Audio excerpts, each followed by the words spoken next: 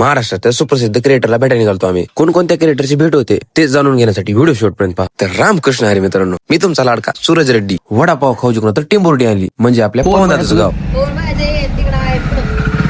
मग काय तिथल्या लोकलच्या पोराला गाडीत टाकलं आणि लगेच निघालो आपण पवनदादाच्या घराच्या दिशेने. बघत बघत त्यांच्या घरापाशी पोहोचला आणि घरापाशी पोहोचल्यास कळालं की घरीच पवनदादा नाही. पण पवनदादाची घरी तर काय भेट झाली होती. मग काय फोनवर बोलला आणि पुढल्या वेळेस 100% भेटू. याच्या घरी गेलो होतो पण पवन भैयाची काही भेट झाली नाही. भैयासोबत जो मोलाचं काम करतो दाद्याच्या वर्गात आहे हा आहे, हे ना आम्हाला घर दाखवलं होतं. आम्ही घरी जाऊन आलो पण त्यांनी भेटले नाही. कुठल्या तरी शूट साठी गेले होते. मग आपली सारखंच चक्कर असते पुण्याला, तर नंतर आल्यानंतर एकदा येऊन भेट घेतो.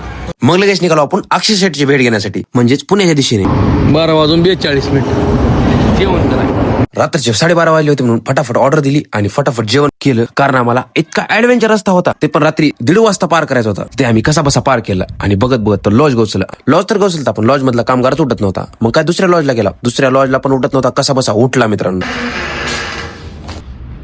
मग मित्रांनो तिथे पेमेंट केली आणि लगेच वरी पोहोचले. असला खतरनाक लॉज होता ना मित्रांनो, हे विषय साड. मग काय मित्रांनो, झोपायचा टाइम झाला, मग झोपलो. आता भेटू आता नेक्स्ट ब्लॉग मध्ये खतरनाक उद्याच्या, ते पण अक्षय शेट सरांसोबत. आणि जो मुलीच्या प्रेमात पडलेला वेटर म्हणजे सूरज. Bye bye.